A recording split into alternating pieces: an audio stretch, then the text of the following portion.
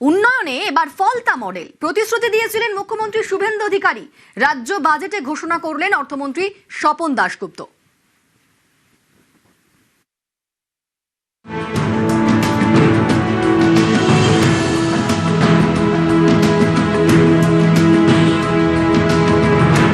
ফলতা আদর্শ বিধানসভা হিসেবে মডেল অ্যাসেম্বলি হিসেবে আমরা গড়ে তুলব।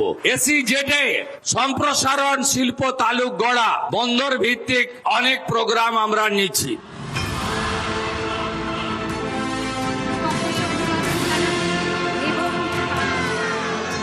প্রতিশ্রুতি দিয়েছিলেন মুখ্যমন্ত্রী শুভেন্দু অধিকারী, যেমন কথা তেমন কাজ।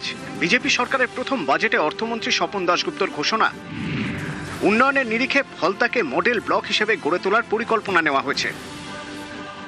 দক্ষিণ 24 পরগনা ফলতা এলাকাকে একটা মডেল হিসেবে গড়ে তোলার পরিকল্পনা নেওয়া হচ্ছে। ফলতা মডেল হয়তো আজকে বাজেটে যে মনমোহিনী বাজেট করলো জনগণের জন্য, তার মধ্যে বিশেষভাবে ফলতাকে যে গুরুত্ব দিয়ে, যা স্বাধীনতার পর আজ অবধি কোনো সরকার করেনি, যেটা শুভেন্দুদা এবং আমাদের শ্রদ্ধেয় অর্থমন্ত্রী স্বপন দাশগুপ্ত মহাশয় ঘোষণা করলেন, ফলতাকে মডেল রূপে তৈরি করবে। এটা ফলতার জনগণ হিসেবে আমি গর্বিত। ফলতার প্রাপ্তির তালিকায় আরো অনেক কিছু আছে। রাজ্য বাজেটে ঘোষণা করা হয়েছে ফলতাকে মডেল ব্লক হিসেবে গড়ে তোলা হবে। 100 বেডের গ্রামীণ হাসপাতাল, মহিলাদের জন্য কলেজ হবে। দক্ষিণ 24 পরগনা ফলতা এলাকাকে একটা মডেল হিসেবে গড়ে তোলার পরিকল্পনা নেওয়া হচ্ছে। ফলতা মডেল হয়তো বিএইচপিসি কে একটি 100 বেড গ্রামীণ হাসপাতাল উন্নত করার জন্য করে হবে, যেখানে কম্প্রিহেন্সিভ ইমার্জেন্সি অবস্টেট্রিক কেয়ার অর্থাৎ সেই প্রস্তুতি ব্যবস্থা হবে। দক্ষিণ 24 পরগনার ডায়মন্ড হারবার লোকসভা কেন্দ্রের মধ্যে পড়ে ফলতা। 1984 সালে এখানেই তৈরি হয় বিশেষ অর্থনৈতিক অঞ্চল বা এসইজেড। এটিই ছিল পশ্চিমবঙ্গের প্রথম বিশেষ অর্থনৈতিক অঞ্চল। ফলতায় গড়ে ওঠে একের পর এক কারখানা। অভিযোগ, 2011 সালে তৃণমূল ক্ষমতায় আসার পর থেকেই এক এক করে কারখানা বন্ধ হতে থাকে। একসময় শিল্পের উর্বর জমি, সেই ফলতাই তৃণমূল জামানায় সন্ত্রাসের মডেল। ফলতা মানে তখন হুমকি, তোলাবাজি, সন্ত্রাস আর ভোট লুট। আর ফলতা মানে ছিল জাহাঙ্গীর খান। এটাই ছিল ফলতার মডেল। বদলের বাংলায় ফলতারও বদল। একদা ত্রাস এখন শ্রীঘরে। নতুন সরকারের হাত ধরে ফলতা এখন উন্নয়নের মডেল হওয়ার পথে।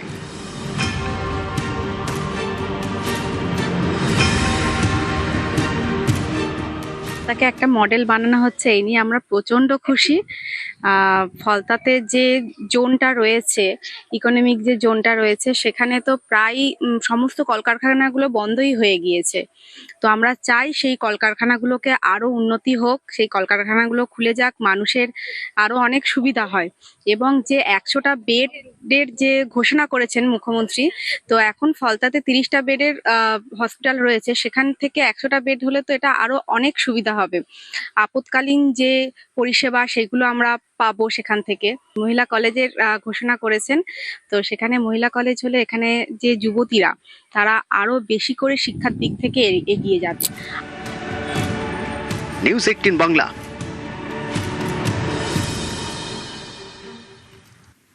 বাজেটের ডাবল ইঞ্জিনের সুফল, রাজ্যের উন্নতিতে পাশে কেন্দ্র। 2025-26 কেন্দ্রের থেকে রাজ্য পায় 22,068 কোটি টাকা।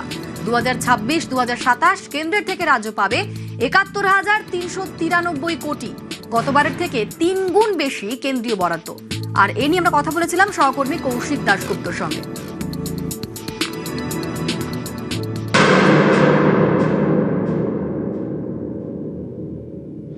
রাজ্যে এখন ডাবল ইঞ্জিনের সরকার। এই ডাবল ইঞ্জিনের সরকার থাকলে কি কি সুবিধা, তা ইতিমধ্যেই কিছু কিছু ক্ষেত্রে আমরা বুঝতে পারছি। এবার স্পষ্ট করে বোঝা যাচ্ছে বাজেটে। ডাবল ইঞ্জিনের বাজেট দেখুন, তার সুফল কি। এই হচ্ছে বাজেট অ্যাট এ গ্লান্স। আজকে যে বাজেট পেশ করা হলো, সেই বাজেট অ্যাট এ গ্লান্স, যা যা টাকার কথা বলা হয়েছে সব কোটিতে। সবচেয়ে ইন্টারেস্টিং যেই জায়গাটা, যেখান থেকে আমরা বুঝতে পারবো বাজেটে ডবল ইঞ্জিনের কি সুফল, সেটা হচ্ছে এই ফিগারটা এবং এই ফিগারটা। এটা হচ্ছে কি 22,068 কোটি টাকা। এটা কোথা থেকে এসেছিল? এটা দিয়েছিল grants in aid from central government. কেন্দ্রীয় সরকার যেই টাকা দেয় সেই টাকাটা আমরা পেয়েছিলাম 2025-26 আর্থিক বছরে, অর্থাৎ যখন টিএমসি সরকার, সেই আমলে কেন্দ্রের থেকে রাজ্য টাকা পেয়েছিল 22,068 কোটি টাকা। সেই টাকাটা এবার ডবল ইঞ্জিনের সরকার এবার সেটা কোথায় বেড়ে হলো? এক ধাক্কায় 22,068 কোটিটা বেড়ে দাঁড়িয়ে চলে গেল 71,393 কোটি টাকা। অর্থাৎ 22,068 কোটি টাকা যেটা তৃণমূলের আমলে কেন্দ্র দিয়েছিল, সেইটাই এই ডবল ইঞ্জিনের সরকার যেই হলো, সেই টাকাটা বেড়ে কেন্দ্র এবার টাকা দেবে 71,393 কোটি, যেটা প্রায় 3 গুণেরও বেশি, গতবারের থেকে 3 গুণেরও বেশি টাকা এবার কেন্দ্রের থেকে পাবে রাজ্য, যেই টাকাটা রাজ্য বিভিন্ন প্রকল্পে ব্যবহার করবে এবং যেটা বিজেপি সরকার চাইছে পশ্চিমবঙ্গের বিভিন্ন প্রকল্পে ব্যবহার করে পশ্চিমবঙ্গকে উন্নয়নের পথে হাঁটাতে। এই তথ্য যেটা বলছে, দেখুন 2024-2025 তখন তৃণমূলের সরকার, তখন কেন্দ্রীয় সরকারের থেকে পাওয়া গেছিল, রাজ্য পেয়েছিল 15,205 কোটি টাকা। 2025-26 বাজেট হলো, বাজেটে ধরা হয়েছিল যে 37,157 কোটি টাকা পাওয়া যাবে কেন্দ্রের থেকে, কিন্তু অ্যাকচুয়ালি পাওয়া গেছিল সেটা পরে পরিবর্তন হয়, ফিগারটা দাঁড়িয়েছিল 22,068 কোটি টাকা। অর্থাৎ 2025-26 কেন্দ্রের থেকে রাজ্য পেয়েছিল 22,068 কোটি টাকা।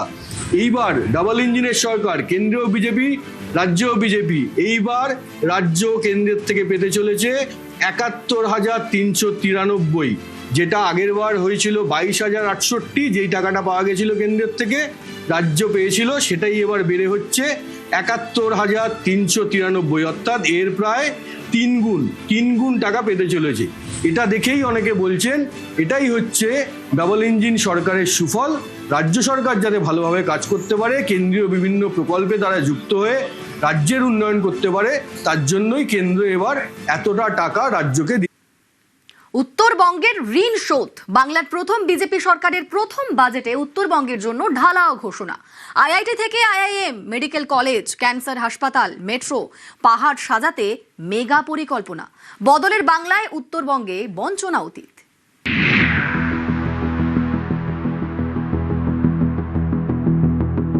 2009 সাল থেকে ভারতীয় জনতা পার্টিকে উত্তরবঙ্গে আপনারা প্রবেশের সুযোগ এবং স্বীকৃতি দেওয়ার জন্য উন্নয়নের মাধ্যমে আমরা সেই ঋণ শোধ করব।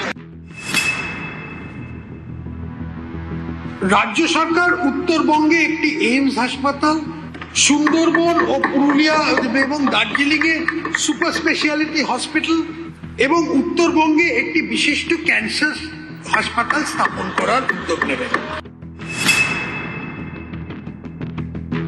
এই বাজেট আমি বলবো যে উত্তরবঙ্গের মানুষের কাছে চাঁদের পাহাড়, সব পাওয়ার আসরে পরিণত হয়েছে। স্বাস্থ্য, শিক্ষা, পর্যটন থেকে কর্মসংস্থান, শিলিগুড়ি তার নাম বারংবার উচ্চারিত হয়েছে।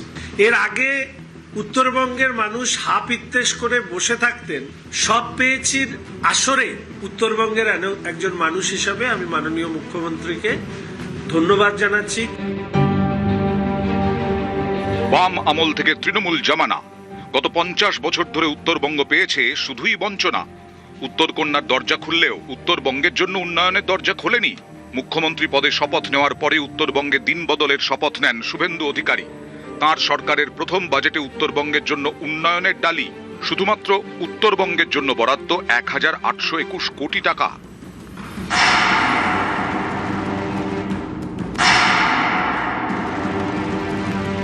বাংলার শিক্ষার দিক থেকে একটি উৎকৃষ্ট কেন্দ্র পরিণত করার জন্য একটি কৌশলগত রূপরেখা তৈরি করা হচ্ছে। এর জন্য কেন্দ্রীয় সাহায্য পুষ্ট পিএমসি প্রকল্পটি বাস্তবায়িত করা হবে। 2,100 কোটি টাকা বরাদ্দ করার প্রস্তাব আছে। ভারত সরকারের সহায়তা উত্তরবঙ্গে একটি আইআইটি এবং একটি আইআইএম স্থাপন করা হবে। রাজ্য সরকার এই রাজ্যে নবোদয় বিদ্যালয় স্থাপনের জন্য জমি দেবে। প্রাথমিকভাবে দক্ষিণ 24 পরগনা, মালদা, ঝাড়গ্রাম এবং পূর্ব বর্ধমান 4টি জায়গা চিহ্নিত করা হয়েছে। রাজ্য সরকার উত্তরবঙ্গে একটি এইমস হাসপাতাল, সুন্দরবন ও পুরুলিয়া এবং দার্জিলিং এ সুপার স্পেশালিটি হসপিটাল এবং উত্তরবঙ্গে একটি বিশিষ্ট ক্যান্সার হাসপাতাল স্থাপন করার উদ্যোগ নেবে। আলিপুরদুয়ার, কালিম্পং, দক্ষিণ দিনাজপুর ও পশ্চিম বর্ধমান জেলাতে নতুন মেডিকেল কলেজ স্থাপন করা হবে। উত্তরের পরিবহনেও এবার ডাবল ইঞ্জিনের গতি। শিলিগুড়ি জলপাইগুড়ির মধ্যে মেট্রো চালুর ভাবনা। দুর্গাপুর, আসানসোল ও শিলিগুড়ি জলপাইগুড়ির মধ্যে মেট্রো সংযোগ চালু করার লক্ষ্যে প্রকল্পে সম্ভবত আমরা একটা টেকনো ইকোনমিক সার্ভে স্টাডি করার আরম্ভ করেছি। কেন্দ্রে নরেন্দ্র মোদী ক্ষমতায় আসার আগে থেকে উত্তরবঙ্গে পদ্মের চাষ। যত দিন গেছে উত্তরের মাটিতে পদ্মের ততই শ্রীবৃদ্ধি হয়েছে। 26-এও বিজেপিকে উজাড় করে ভোট দিয়েছে উত্তরবঙ্গ। এবার ঋণ শোধের পালা।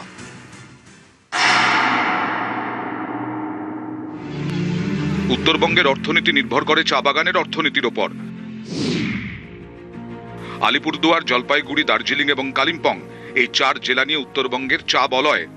চা বলয়ের উন্নয়নকে বাদ রেখে উত্তরবঙ্গের উন্নয়ন সম্ভব নয়। চা শ্রমিকদের দীর্ঘদিনের অভিযোগ উপযুক্ত মজুরি এবং সরকারি সুযোগ সুবিধা থেকে তারা বঞ্চিত। এবার চা নিয়েও দরাজ রাজ্য সরকার। চা শ্রমিক ইউনিয়ন বোর্ড, টি ওয়ার্কার্স ডেভেলপমেন্ট বোর্ড প্রতিষ্ঠার প্রস্তাব করছি। এই বোর্ডটি চা বাগান শ্রমিকের বিভিন্ন কল্যাণমূলক প্রকল্প তত্ত্বাবধান করবে।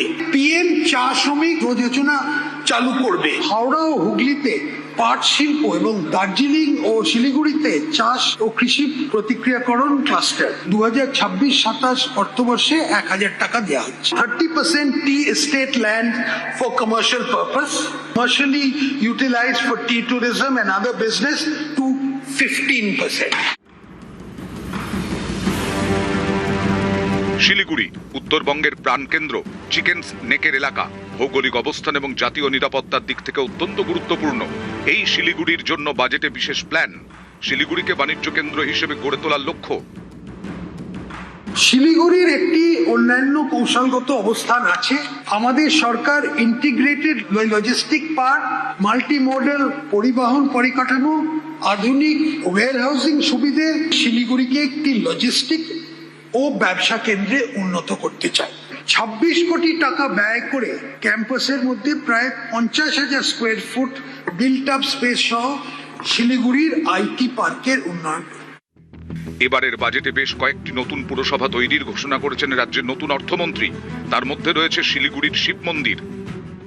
খুবই ভালো লাগছে, কারণ এটা তো গ্রামীণ এলাকা রয়েছে, তো যেহেতু অনেক দিন ধরে এটা হওয়ার কথা ছিল, যেহেতু আমাদের পাশে রয়েছে নর্থ বেঙ্গল ইউনিভার্সিটি, এয়ারপোর্ট, তো এই জিনিসগুলো থাকা সত্ত্বেও আমরা গ্রামীণ এলাকায় বাস করছিলাম। আজকে যেই সুবিধাগুলো আমরা পাচ্ছিলাম না, পৌরসভা হলে তো সেই জিনিসগুলো থাকবে না। তো আমরা আশা করেছিলাম বামফ্রন্ট আমল থেকে যে শুভেন্দুবাবু মহাশয় স্যার আমাদের করেছে, তার জন্য আমরা খুবই কৃতজ্ঞ। তার সঙ্গে আমাদের মাননীয় আমাদের বিধায়ক আছে, তার কাছেও কৃতজ্ঞ। শিব মন্দির পৌরসভা হলে এখানে খুব ডেভেলপমেন্ট হবে। উত্তরবঙ্গের ধমনী হল তিস্তা নদী। অর্থনীতি থেকে কৃষি বেশিরভাগই নির্ভর করে এই নদীর ওপর। তিস্তা ব্যারাজ প্রকল্পে 11,000 কোটি টাকা বরাদ্দ করল শুভেন্দু অধিকারীর সরকার। কোচবিহার, জলপাইগুড়ি, দার্জিলিং ও উত্তর দিনাজপুরে সেচের উন্নয়নে উদ্যোগ। শুধু তাই নয়, রাজবংশীদের উন্নয়নে 50 কোটি টাকা বরাদ্দ করেছে রাজ্য সরকার। উত্তরবঙ্গ যেভাবে দুহাত তুলে ভারতীয় জনতা পার্টিকে সমর্থন করে এসেছে, স্বাভাবিকভাবে ভারতীয় জনতা পার্টির পশ্চিমবঙ্গ সরকার গঠন হওয়ার পর আমাদের সরকারও উত্তরবঙ্গকে সেইভাবে ভরিয়ে দেওয়ার কাজ শুরু করেছে। মাননীয় মুখ্যমন্ত্রী শুভেন্দু অধিকারী মহাশয়কে সেজন্য অসংখ্য ধন্যবাদ জানাই। যুবদের মধ্যে অ্যাথলেটিক্স, পেশাদার স্পোর্টস ট্রেনিং ও কোচিং এবং স্পোর্টস ইউনিভার্সিটি স্থাপন করবে। উত্তরবঙ্গে আন্তর্জাতিক মানের একটি স্টেডিয়াম এবং একটি ইনডোর স্টেডিয়াম তৈরির কাজ নেওয়া হবে। এর জন্য 20 কোটি টাকা বরাদ্দ করা হচ্ছে। সমস্ত বিধানসভা এলাকায় 5 কোটি টাকা ব্যয় করে মিনি ইনডোর স্টেডিয়াম স্থাপন করা হবে। ভোটের ময়দানে বছরের পর বছর উত্তরবঙ্গ দুহাত ভরে দিয়েছে বিজেপিকে। পালাবদলের পর উত্তরবঙ্গের ঋণ শোধের পথে বাংলার প্রথম বিজেপি সরকার। নিউজ 18 বাংলা।